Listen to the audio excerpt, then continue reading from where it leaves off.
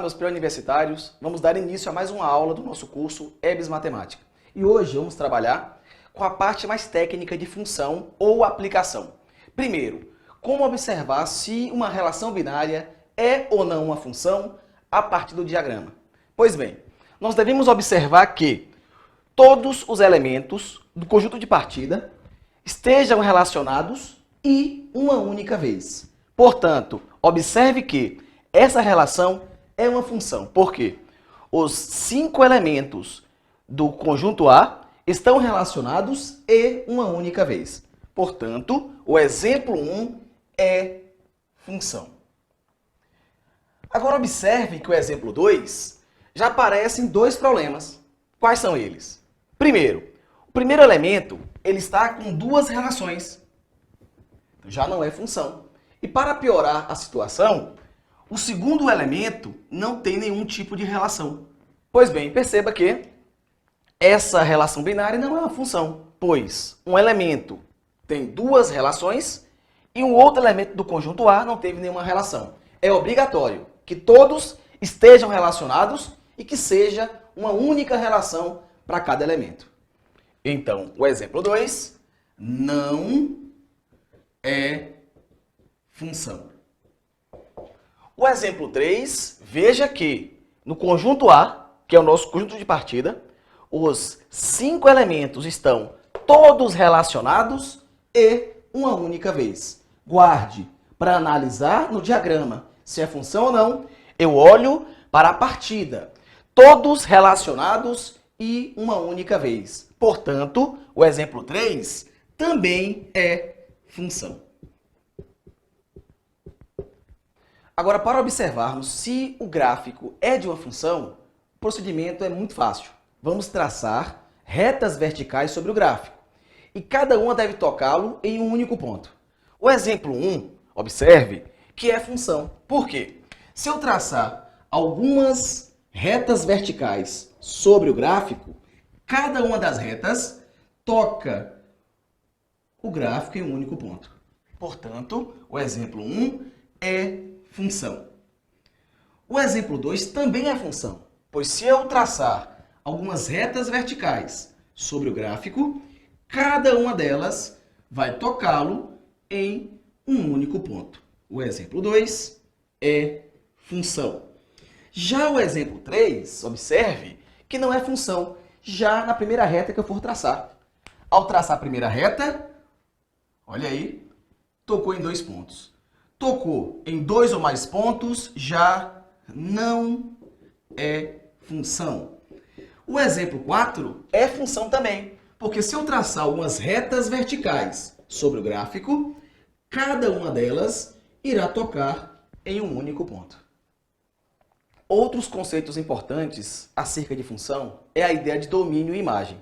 Perceba que o próprio conjunto de partida é o domínio, porque todos estão relacionados. Nessa função, o domínio é formado pelos elementos 2, 3, 7 e 9, ou seja, o próprio conjunto A. Já a imagem são os elementos que estão relacionados no contradomínio. Então, a imagem dessa função são os elementos 2, 4, 5 e 6. Imagem 2, 4, 5 e 6. Já aparece uma diferença em relação à relação binária. A função, o conjunto de partida é o próprio domínio. Já o contradomínio, ele é o conjunto B, mas a imagem pode não ser o conjunto B. Pode ser o subconjunto de B, pode ser uma parte de B. Nesse caso, só os elementos relacionados. 2, 4, 5 e 6. Logo, o elemento 10 faz parte do contradomínio, mas não faz parte da imagem. Agora, um assunto recorrente em vestibulares é a análise do domínio e imagem de uma função graficamente. Muito fácil. Sua obrigação é, entre aspas, observar a sombra que o gráfico faz no eixo X, vai encontrar o domínio, e a sombra que o gráfico faz no eixo Y, vai encontrar a imagem. Vamos observar aqui. No exemplo 1, o domínio da função vai de menos 2 a 1. Observe que, ao percorrer o nosso gráfico, nós começamos em menos 2 e vamos passando pelo plano cartesiano até chegar em 1. Se eu tivesse aqui uma lâmpada, ela estaria fazendo sombra no eixo x do menos 2 até o 1. Esse, pessoal, é o segredo.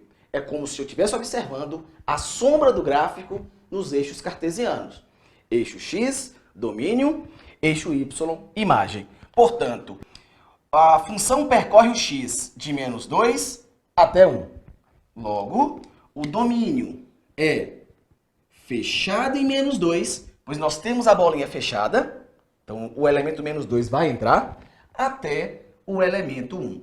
Então, qualquer valor real no intervalo de menos 2 a 1 fará parte do domínio dessa função. Já a imagem, observe que começa a partir do zero. Não há nenhuma parte do gráfico na região negativa de y. E a sombra do gráfico vai até o elemento 4. Logo, a imagem é de 0 até 4. O exemplo 2, o estilo vai ser o mesmo. Nossa obrigação é olhar para a sombra do gráfico no eixo x e no eixo y. Veja que a função começa a correr pelo eixo x no menos 2 e vai de forma contínua até o x igual a 3. Logo, o domínio da função é fechado em menos 2, bolinha fechada, até fechado em 3. Olhando para a imagem, eu observo que a sombra do gráfico vai de menos 1 até 4. Logo, a imagem é o intervalo fechado em menos 1 e aberto em 4. O exemplo 3 já é um pouco mais difícil. Observe que essa função ela vem do menos infinito. Então, ela percorreu em x todos os valores negativos. Mas ela não tem valor no zero. Lembre-se que o ponto em cima do eixo y vai ter o x igual a 0. Mas nós temos dois valores abertos. Isso quer dizer que não terá o x igual a 0, que já começa a ter x no próximo número depois do zero. Logo, o nosso domínio é qualquer valor real, pois esse gráfico percorre o x todo na parte positiva. Então, nós temos a parte negativa de x, a parte positiva de x, mas não temos o zero. Logo, o domínio dessa função são todos os reais, com exceção do zero. Logo, eu coloco o asterisco para indicar que são os reais não nulos. Já a imagem, basta você olhar para o eixo y. Veja que a nossa função, o nosso gráfico, vai ter um valor muito próximo de 1 em y e vai chegar também próximo de 2, está aberto em 2. Logo, o intervalo entre 1 e 2 é imagem. Da mesma forma que o intervalo entre 0 e menos 2, pois essa curva ela vai se aproximar de x, mas não vai tocar. É a ideia de assíntota. Se aproxima, mas não toca. Logo, vai de menos 2 a 0. Eu tenho aí duas partes da imagem e vou conectá-las através da união. Nós teremos a imagem aberta em menos 2 e aberta em 0, unido a aberta em 1 e aberto em 2. A imagem foram dois intervalos. Eu tenho que fazer a união deles. Portanto, eu utilizei, logicamente, a operação união. Já o exemplo 4, fique bem atento que é um pouco mais difícil. Olhando para o eixo x, observe que ele vai de menos 2 até menos 1, nessa parte. Depois, há uma quebra do gráfico, que vai de menos 1 a 1. E depois, outra quebra do gráfico, que vai do 1 até o 2. Mas quando eu junto essas três partes, eu tenho uma função que vai de menos 2 até 2, passando por todos os elementos de x. Logo, o nosso domínio é aberto em menos 2 e aberto em 2. Eu tenho os valores contemplados entre menos 2 e 2. Observe que as extremidades não entram. Aberto em menos 2 e aberto em 2. Já a imagem são apenas dois elementos. Veja que, tanto nessa parte da função à esquerda quanto na direita, eu só tenho um valor para a imagem, que é o 2. E o intervalo, nosso gráfico, que vai de -1 a 1, eu só tenho um valor também para y. Portanto, são apenas dois elementos. Eu não posso utilizar o intervalo. Eu vou utilizar as chaves. A imagem é composta pelos elementos 1 e 2. Não é intervalo, pessoal. Cuidado! Eu vou utilizar os colchetes para dar ideia de intervalo. Algo que vai de um valor a outro. Aqui não. Eu tenho exatamente como imagem dessa função os elementos 1 e 2. Algumas questões de vestibular vão pedir para vocês calcular o domínio da função utilizando a lei de formação, aquela y igual a f de x. Nossa obrigação é lembrar o seguinte, que geralmente, o domínio das funções é real. Geralmente. Agora, existem algumas exceções que eu vou passar para vocês agora. E outra coisa importante, pessoal. Não esqueçam que as funções mais complicadas, como as logarítmicas e as trigonométricas, o domínio vai dar um certo trabalho. As funções normais, as funções comuns, geralmente o domínio é real. 3 exceções básicas. Primeiro, imaginemos uma função y igual a 1 sobre x. Nós temos o x no denominador. Lembra das aulas anteriores, lá em aritmética, que eu te falei o seguinte, que eu não posso admitir nunca o valor do denominador igual a zero. Logo, esse valor de x, ou seja, o seu domínio, é qualquer valor com exceção do zero. Porque se aqui for zero, dará inexistência. Portanto, nesse caso, o domínio é x diferente de zero. Pode ser qualquer valor não nulo. Já o segundo tipo de função de exceção de domínio de função é quando eu tiver uma raiz de índice par e o x estiver dentro dessa raiz. Ele deve ser sempre um valor maior ou igual a zero.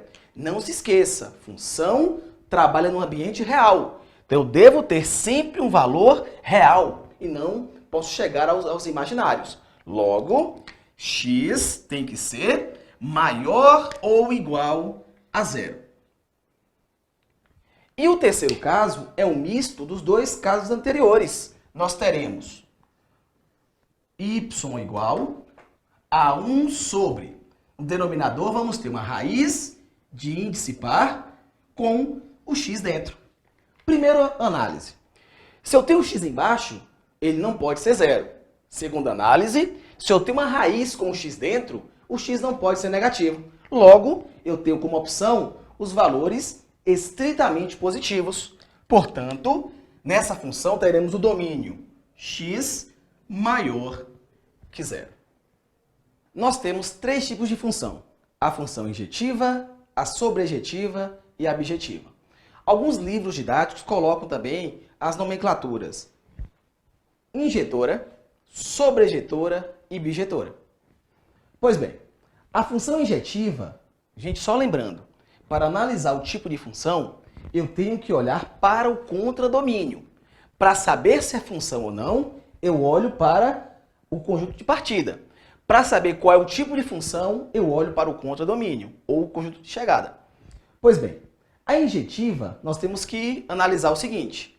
Os elementos do contradomínio devem estar relacionados uma única vez ou não ter nenhuma relação. Então, eu posso resumir esse conceito no seguinte. Os elementos do contradomínio vão ter, no máximo, uma relação. Ou seja, pode ter uma ou nenhuma. Observe que o exemplo do quadro é de uma função injetiva. Por quê? Ao olhar os elementos do contradomínio, eu percebo que eles possuem uma relação ou nenhuma. Portanto, é um diagrama de uma função injetiva. Já a sobrejetiva, eu tenho que garantir que todos os elementos do contradomínio estejam relacionados.